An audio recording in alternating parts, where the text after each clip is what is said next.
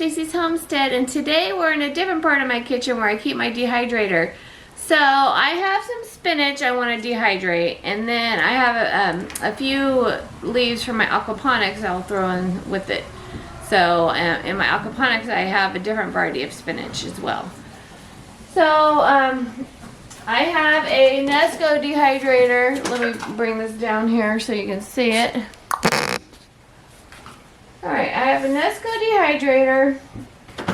It's a little dusty from being in storage here. Let's dust it off. From sitting on the counter, haven't used it all summer. I don't really use the dehydrator during the summer because I dehydrate outside. I have a hanging basket.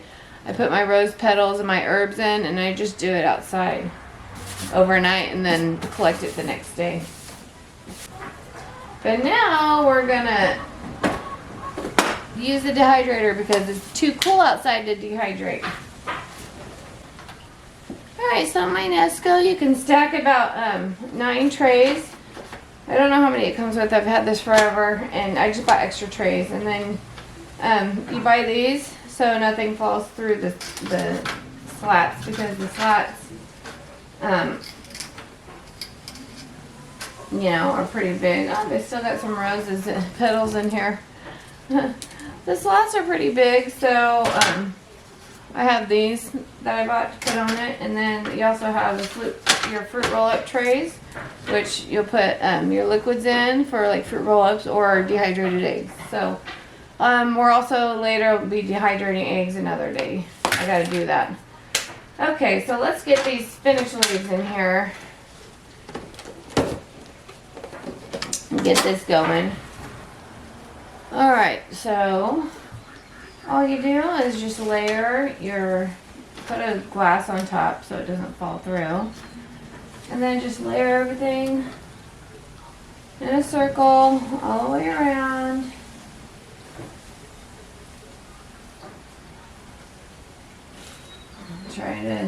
Don't make your layers too thick. That way it dries evenly. Alright, and then go on to the next one. Put that aside, do the next one.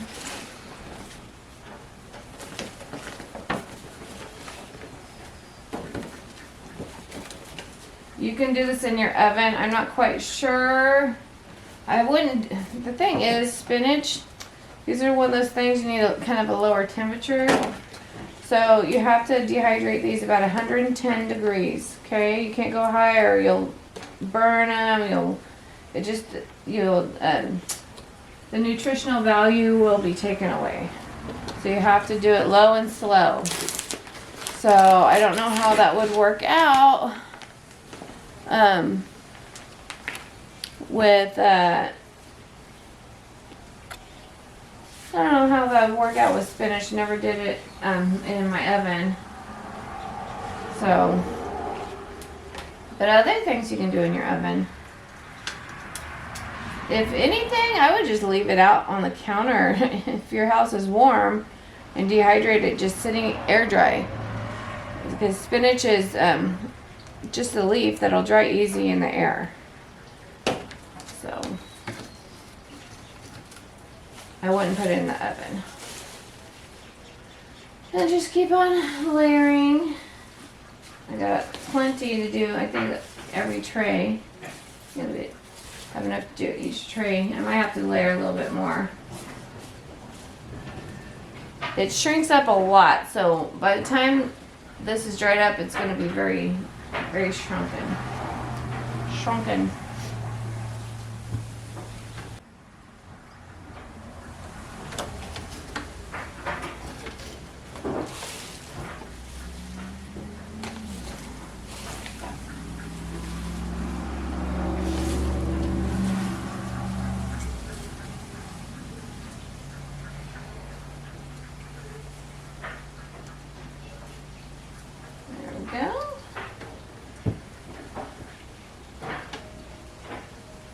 Just keep on stacking them.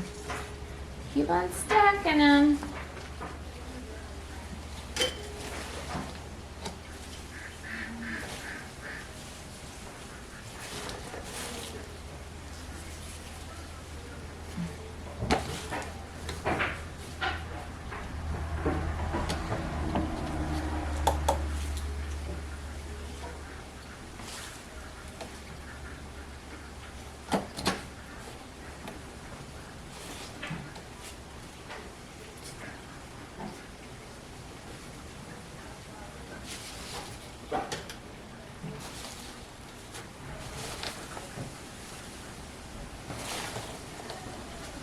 think I have just enough trays.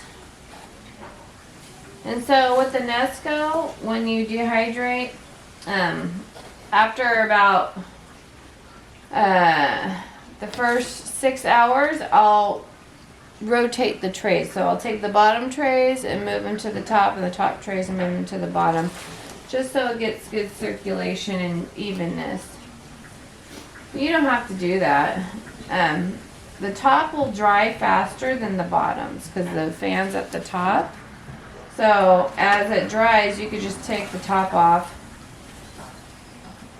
as each level dries, because the bottom's gonna dry. If you don't switch it up, the bottom will be last to dry. You need at least 3 of these, I believe the instructions say, if I remember, for it to function right. For the dehydrator to, let's take some of these off. Now you have room. For the dehydrator to circulate right, I think you need at least 3 stacks, or 2. It might be 2 stacks. Okay, I think that's good. I put a lot on these layers. Okay, let's do, I got rose petals in here still.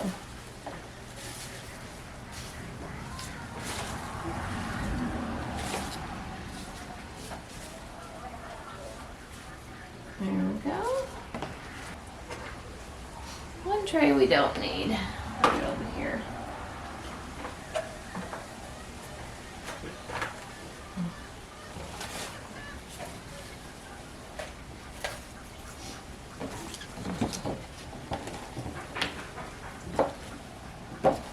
Alright, that's it. Let's dehydrate all these.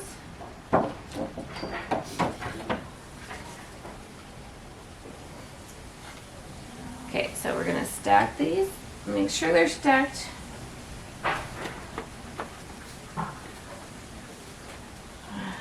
Really good. Got some. All right. We stack them up. We'll put this on.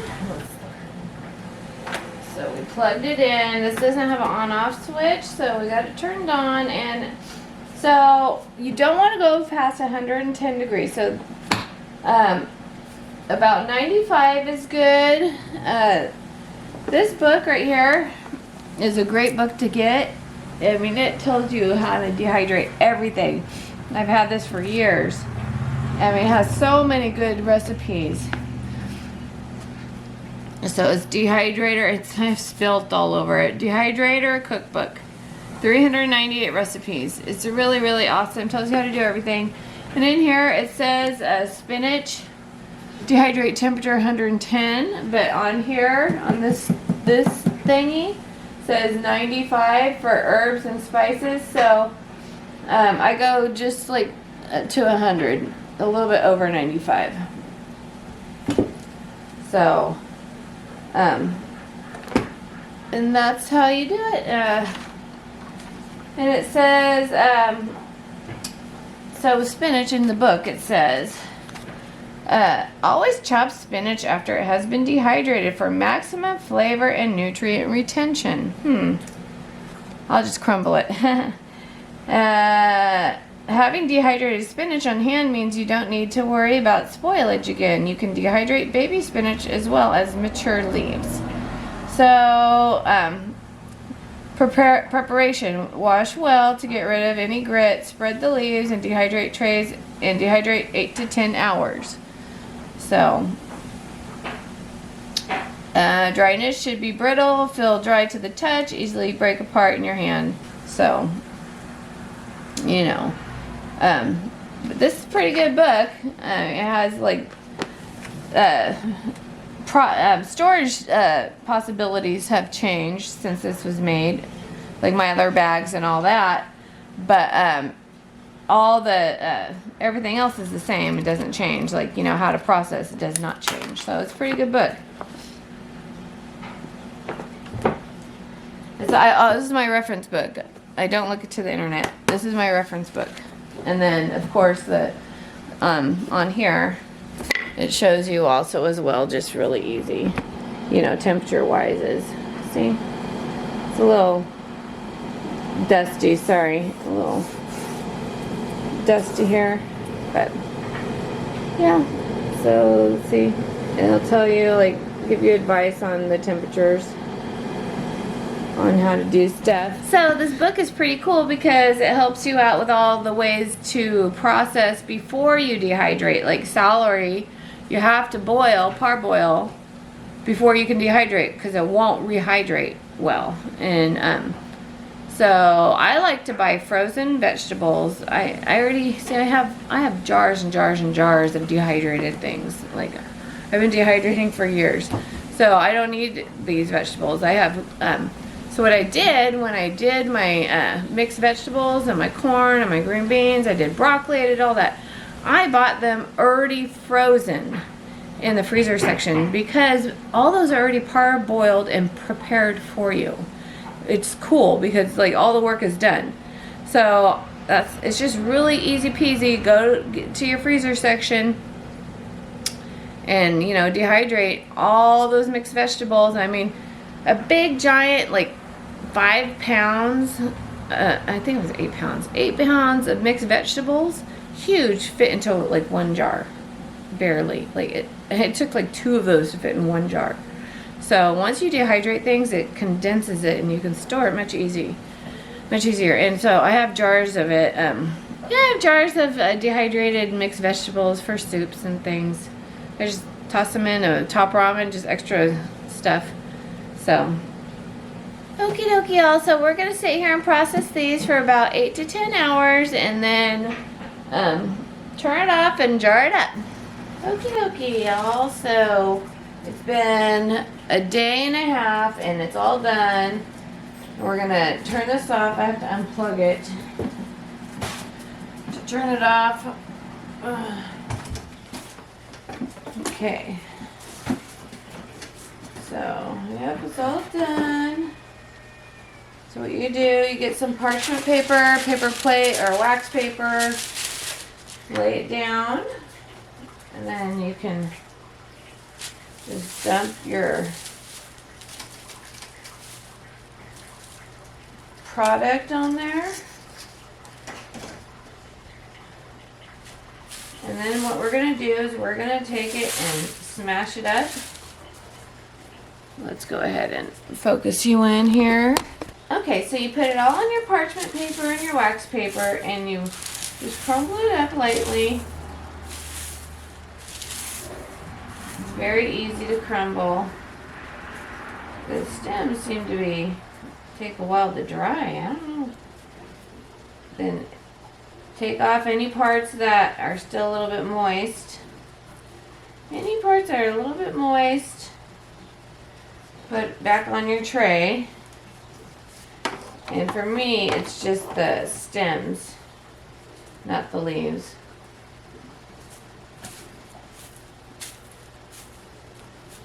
So any parts that are soft and not crumbly, put back on your tray to dry more. But it's been a day and a half for me, and most of it's good. We got a couple stem parts, really. The leaves are all dry. It's just the veiny parts of the leaf that don't seem. There we go. That's good. So once you get that separated and smushed up, take your parchment paper in a jar, and then go like that, and dump it in there, just like so. Dump it in there,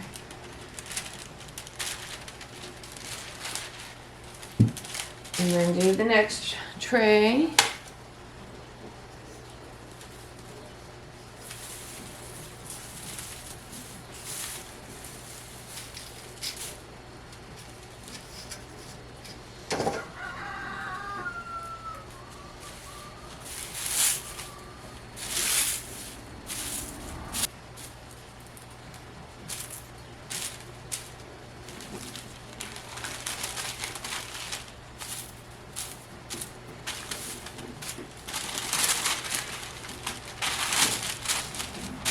fold it in half if it's easier and do that. You could also put it in a blender if you wanted to. Blend it up.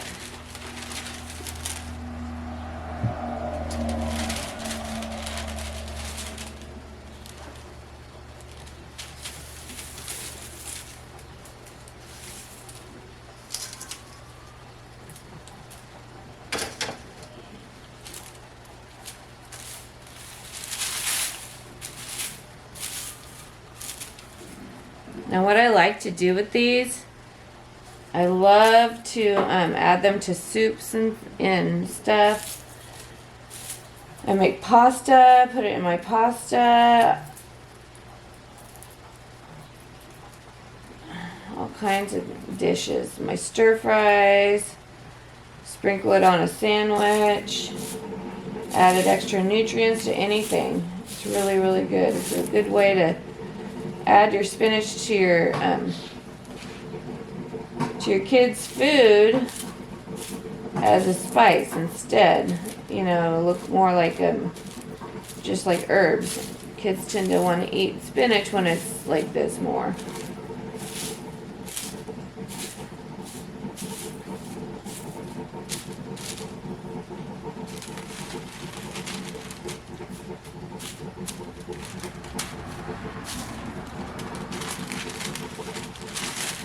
Put it on pizza as a topping on your pizza.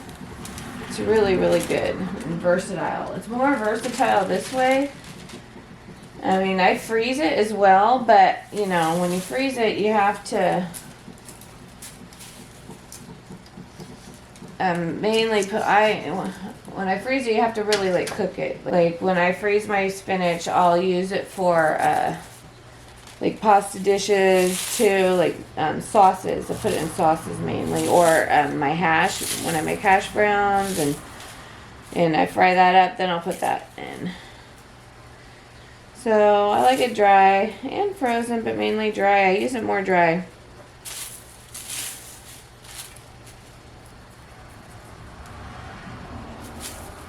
It doesn't take up space in my freezer.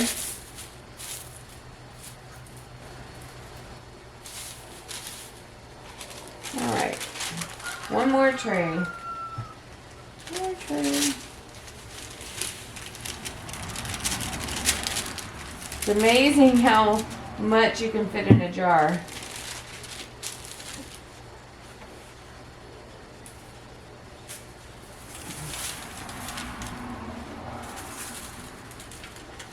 Now I have greens from my aquaponics that I'm going to put in here to dehydrate, but I don't want to mix it up in here, I don't think. Well, maybe. I have a microgreen jar just for mixed greens. Sorry, I have a mixed green jar for a bunch of mixed greens. This one I think I'll keep separate just for baby spinach. And then I'll put my aquaponics spinach, because there's a different variety, they're hardier, in another jar. And just, I have a mixed green jar for those.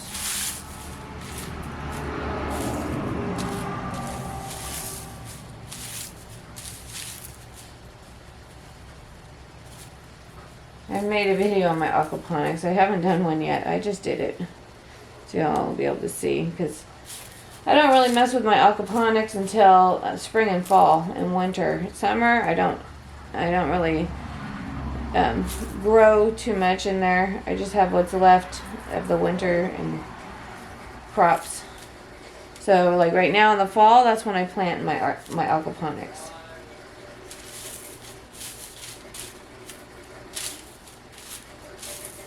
So yeah, I just did a video on that, so I'll show you. But I have spinach growing in my aquaponics year round. So I harvest those daily and cook with them. So that's why I don't freeze, because I have it fresh. They're just tougher. They have to be stir fried or cooked, the ones in my aquaponics. That's why I like to get I buy the baby ones from Costco, because they're just tender.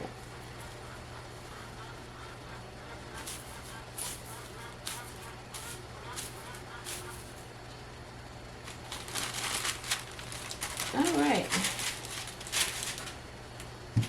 So I've got that now. It's all done. Alright, so let's see. It is 1 pound of baby spinach. So I put in a half. So I had 1.5 of these. So 1.5 pounds of spinach fits in this jar halfway. So, and I think the spinach was like $3. It was $3 at Costco. And normally I won't buy this to dehydrate. I dehydrate my aquaponics ones, but I usually buy this baby spinach to just eat because it's nice and tender, and it's good in sandwiches. My aquaponics one, like I said, I have to stir fry because it's more tougher leaves, the variety. But Costco same day delivery brought me 2 of these instead of 1, so I had to do something with them. I couldn't eat them all before they spoiled, so I dehydrated it. And let me show you a trick real fast. So these are lug lids, okay? And they don't really want to seal on you when you vacuum seal easily without getting heated up. So you have to heat these up either with a hair dryer or an iron, something that's gonna soften the gasket up, so when you put it on and you vacuum seal it, it'll stay. So what I do, it's really easy, get everything ready. So I have I don't know if you guys know the old like food saver canisters, like with the lids, the big food saver lids. I have these because this jar is not a pint or a quart. These won't work on it, okay? These work on just regular jars. So I have these, but I need to use my old food saver vacuum seal for this because this is big. So I put it in here, put this on top, and then vacuum seal it, and then it works. So, because it's pretty big. So, but first we gotta heat this lid up. So let's get this, everything set up. We gotta get our tube set up. Make sure we do it again.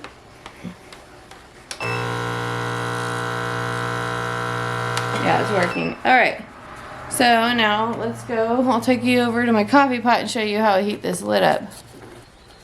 Okay. Alright, so here's my coffee pot warmer. Alright, all I do, put this lid on my coffee pot warmer, and it warms it up good enough, really fast, for me to be able to keep that seal. Really, it works real good. I flip it over, and then before it cools down, because it'll cool down fast, we gotta hurry up and put it on. There. Now let's go run and hurry up. Okay, so we ran and we hurried up, put it on here, and tighten it. Not too tight because I have to be able to get the air out. Put this on, put that on, and turn that on.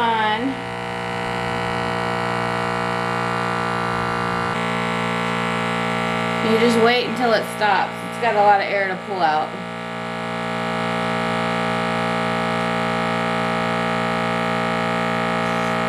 Now, Rain Country sells a chamber, a vacuum seal chamber that her husband makes. It's pretty cool. And if I didn't have this, I would buy it.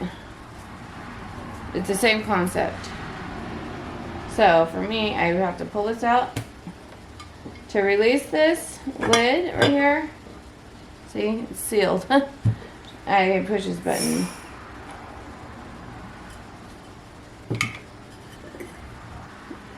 The lid is locked. Yep, it's good. Good to go. So it's vacuum sealed now. So that's how I vacuum seal oversized jars that are not ball jars or cur jars. So I could also use, I have as backup, I have as backup, if this thing didn't work, is I would put this on, and then I have a brake bleeder. So I have this rigged up. It's a brake bleeder. Rain Country is again the one that shows me how to do it, but you just pump it by hand. This jar would take a lot, but if I had to, just get some hand exercise and pump all that air out. With this, I don't know how long it would take me, but I'd rather use these for all practical purposes with the ball jars, because it just takes so long to get air out of these. So yeah, that's how that works. Alrighty, y'all, so that's how I dehydrate my greens. So it's really good to have dehydrated greens on hand. It's a great way to preserve your food. This will last for a very, very long time in my cabinet, a few years. But I'll use it, of course, before then. But nice way to add those greens to your meals. Alrighty, we'll just talk to you later. And don't forget to subscribe. Bye-bye.